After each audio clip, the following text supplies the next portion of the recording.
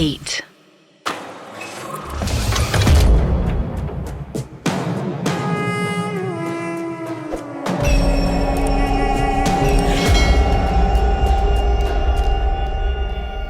सुनैना के शरीर को किसी रूह ने जकड़ लिया था। यह देखकर विश्वदीप के हाथ पांव फूल गए। मारे डर के वो थर थर कांपने लगा। हाथ जोड़ते हुए उसने विनती की, तुमने जैसा कहा है वैसा ही होगा। हम वचन देते हैं, आज के युद्ध में देवराज के नहीं मेरे सर के 2 टुकड़े होंगे, लेकिन तुम हमारी सुनैना को छोड़ दो। उसकी कोई गलती नहीं है।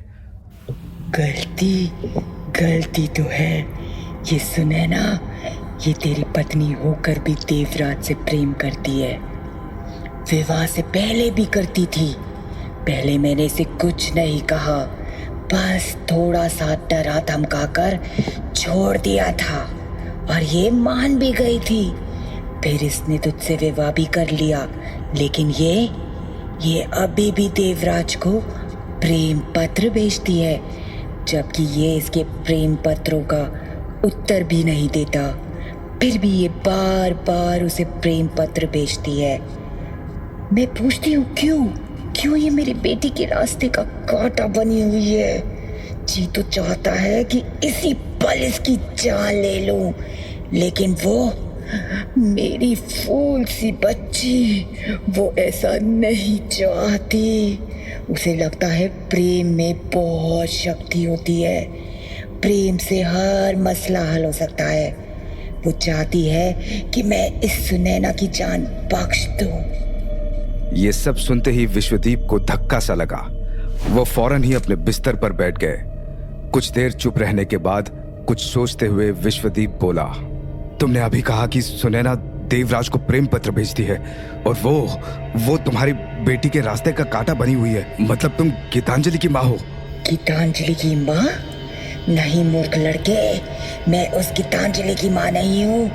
मैं पिशाचनी हूँ, पिशाचनी, समझा? अब जा, युद्ध का बिगुल बज चुका है। देवराज अपनी सेना के साथ नदी पार करके आ चुका है।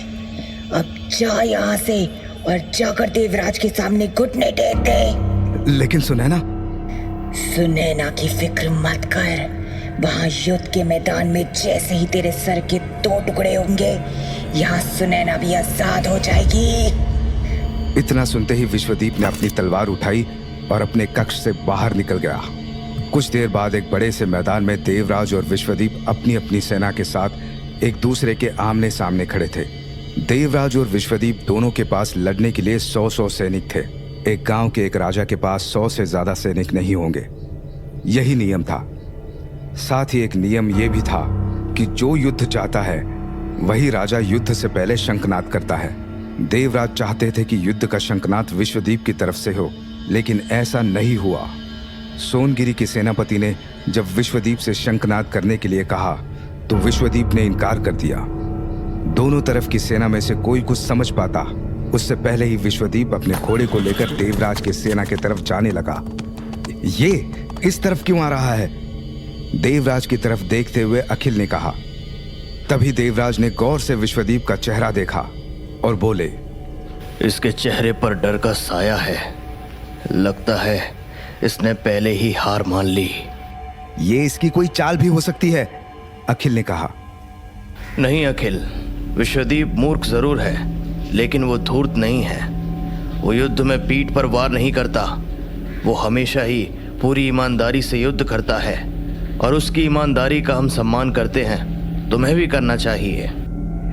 जिसने मेरे और भाभी श्री के सामने तुम्हारा अपमान किया हो मित्र, उस इंसान का सम्मान मैं इस जन्म में तो क्या अगले 10 जन्मों में भी नहीं करूंगा। और आज चाहे कुछ भी हो जाए, आज मुझे केवल अपनी प्रतिज्ञा पूरी करनी है। अपनी इस तलवार से विश्वदीप सिंह के सर के 2 टुकड़े करने हैं, अखिल ने अपने गुस्से को दबाते हुए कहा। तभी अपने घोड़े पर सवार विश्वदीप वहां आ गया। उसकी आंखें झुकी हुई थी। उसके चेहरे पर एक अलग किस्म का डर था। उसे देखते ही देवराज ने सवाल किया, क्या हुआ विश्वा? तुम युद्ध से घबराने वालों में से तो नहीं हो, फिर तुम्हारे चेहरे पर ये डर कैसा? विश्वदीप ने देवराज की तरफ देखा।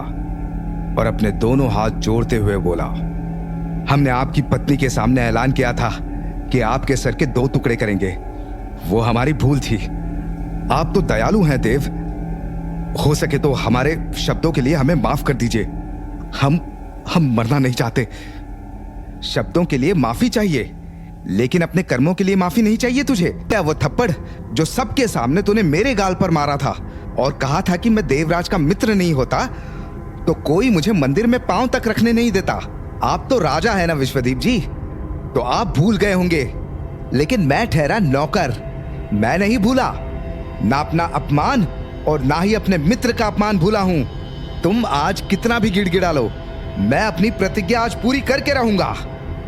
निखिल ने कहा और अपने मयान से तलवार निकाली कि तभी देवराज ने उसे रुकने का इशारा किया और विश्वदीप से कहा, ठीक है विश्वा, हम तुम्हें क्षमा करते हैं, सिर्फ इसीलिए क्योंकि तुम हमारे बचपन की सखी सुनैना के पति हो। इतना सुनते ही विश्वदीप ने झट से धन्यवाद कहा कि तभी देवराज तेज आवाज में बोले, लेकिन जो अपमान तुमने अखिल का किया था उसके लिए हम तुम्हें क्षमा नहीं कर सकते, क्योंकि नियम अनुसार हमें इसका अधिकार ही नहीं है। अगर अखिल तुमसे अपना अपमान का बदला युद्ध करके लेना चाहता है तो मैं उसे रोक नहीं सकता। ठीक है देव, हमें इस अखिल से युद्ध मंजूर है, लेकिन याद रहे हम दोनों में से जो भी जीतेगा उसकी सेना को आज के युद्ध में विजयी माना जाएगा। विश्वदीप की बात पूरी होते ही देवराज ने अखिल को युद्ध करने का इशारा किया।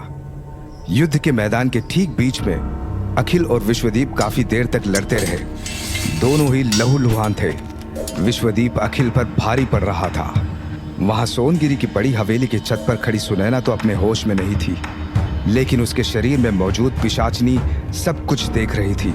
अखिल और विश्वदीप दोनों ही थक चुके थे। अखिल घुटनों पर बैठा जोर जोर से सांसें ले रहा था।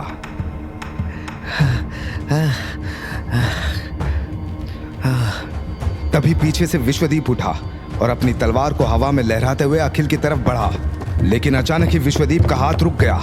उसे लगा कि जैसे किसी ने उसका हाथ कसकर पकड़ लिया हो। इधर बड़ी हवेली के छत से युद्ध का मंजर देख रही पिशाचिनी का हाथ भी हवा में उठा हुआ था। अपनी बुरी शक्ति के बल पर विश्वनाथ का हाथ उसी ने पकड़ा हुआ था। तभी अखिल को विश्वदीप की परछाई दिखी। वो फौरन ही उठा और उसने एक ही झटके में अपने तलवार से विश्वदीप के सर के 2 टुकड़े कर दिए। अखिल की प्रतिज्ञा पूरी हो गई थी। तभी देवराज की नजर बड़ी हवेली की छत पर पड़ी। सुनैना अब छत की मुंडेर पर खड़ी थी। अपने वादे के मुताबिक पिशाचनी उसके शरीर से निकलकर जा चुकी थी।